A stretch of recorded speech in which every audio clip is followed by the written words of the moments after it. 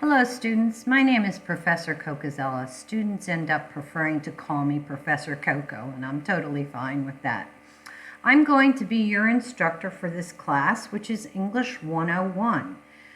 This short video is meant to give you an introduction to our course website, to show you the particular menu items that we'll be using, get you familiar with how to navigate the menu items, what's contained within learning modules, etc.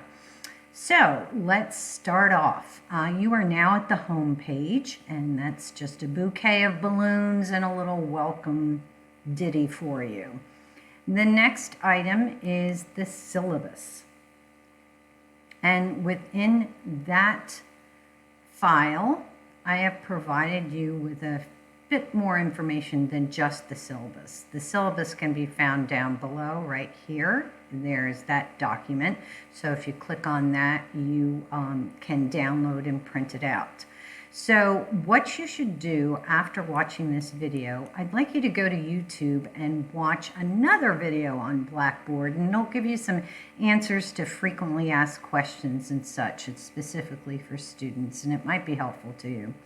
Then I think you should even watch this video over again, because we're going to go over a lot of information rather quickly. So it would behoove you to go back in here and watch this again. Then I'd like you to go to Course Contents and click on the Housekeeping module, which I'm going to show you in a second. Get familiar with the documents in there, and that ends with a quiz, which I'd like you to take. So once more, we have already seen the home page, our balloons, this syllabus page, and let's get into course content, because that's where the meat of the course is.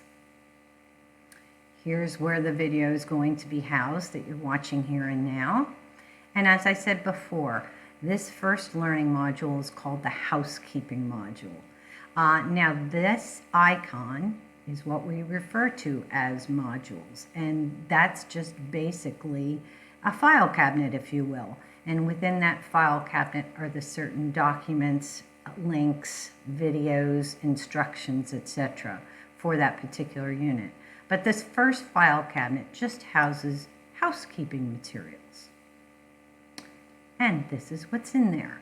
So every learning module will have its table of contents just like so, and it'll list the items within that module. So you have yourself a course outline, which is essentially just the policies and procedures for English 101. Late policies, makeup policies, absences, the assignments, the particular materials that will be used, etc., etc. Grading, evaluation standards, things like that. Then I have given you what is a week-by-week syllabus, and that'll let you know what's transpiring, what's going on, what's coming down the pike, what will be handled in week 5, what is due in week 4, etc. Then you have yourself a document, which is just a one-page calendar, and that's just a good way to have the semester at a glance, if you will. Then I provided you with a grade record sheet, and I think this is helpful for you to print out, because it'll give you a reference point for all the assignments that will be expected of you through the course of the semester, the corresponding point values. You can use it as a check off. Have I done this? Have I done that? And as mentioned before, this whole module ends up with a quiz. And this serves two purposes. Number one, I want to know that you've actually downloaded, printed out, and taken a look at all these 4 items. And number two, how can you do with a quiz in Blackboard? In other words, do you know how to take a quiz in Blackboard? So that's good practice for us. Super simple, and it'll give you some points to start yourself off. So back out to course contents. So that was housekeeping. And now the rest of these modules have to do with the real materials for the course. And the way I've structured this course is by 4 different units. And I'll quickly go over each of the 4, and then I'll go back and dive into Unit 1. The rest of the units are very much structured in the same fashion. So if you get the idea for one, you'll be able to sail through all the others. So Unit 1 is called Cognition and Identity. Unit 2 is communication. Unit 3 is community. And Unit 4 is civics. Now, following these 4 learning modules is also a folder I have on grammar resources, and I'll talk a bit more about that in our first Zoom meetings, and I'll share with you how we want to utilize the documents within that folder. So back up to the first unit of ours, and you'll see the front page of the learning module gives you an overview, essentially what's going to transpire within this unit, what the objectives are for it, and importantly, what the specific assignments you'll be doing for the unit are. And again, just like it was with housekeeping, every learning module has itself a table of contents. So it describes to you the different items. And the first one up for this particular unit is going to be an identity essay that you'll be doing. Very clear instructions on that. A link that you'll follow to take a look at some blogs.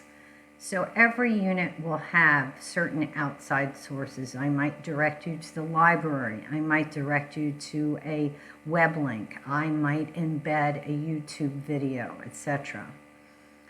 Then further than that, the next items, the instructions, where to place things.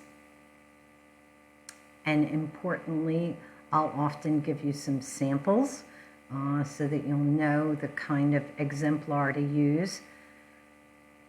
And here we go, guys, your next icon to make sure you know about.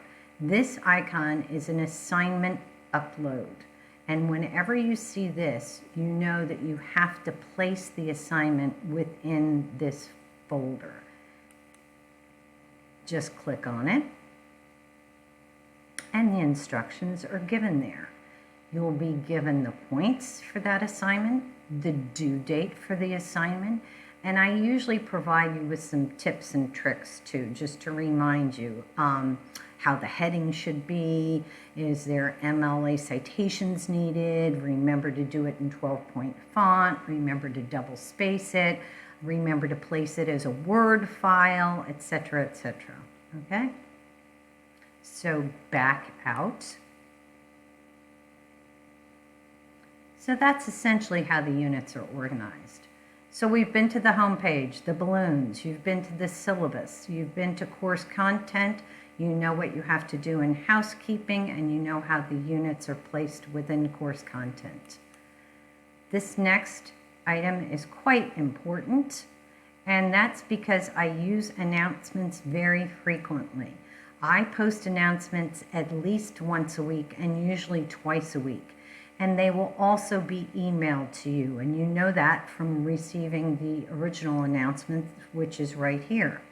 So subsequent announcements will provide you with maybe a summary of a Zoom meeting, a due date, any changes that are going to be made within assignments or agenda items, etc. So this is really important. And again, I will always email you this as well.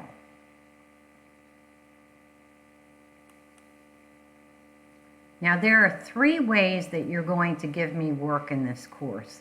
The first way is the one that I showed you within course contents and upload assignment folder, where you'll be dropping your work, uploading it as a Word document, and then I will be able to comment on it, grade it, give you feedback, and provide the grade in Grade Center. The second way you'll be giving me work is through discussion posts. And that's essentially a great community board, if you will. So I will provide you with a prompt, a question, and you'll be asked to answer it in a paragraph or 2. These are really much shorter assignments. And often discussion posts will also require you to give feedback to fellow students. So you might do your own post and then post a comment to 2 other students. And the specific instructions for each discussion board post are within that forum. The third way you will give me work, if you will, is through journals. And I really like this a lot. And journals, again, are shorter assignments, usually a paragraph or two, and I use them a lot to start out a unit. I'll ask, have you identified a topic choice? Give me a paragraph on the sources you're going to be using for the following paper. Let me know what your finalized thesis is for a paper, etc.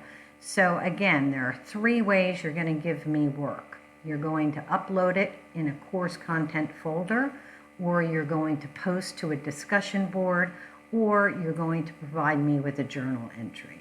So that's why they're on here as menu items. This item here is about MC resources, and not enough students take advantage of all the resources that are available to you.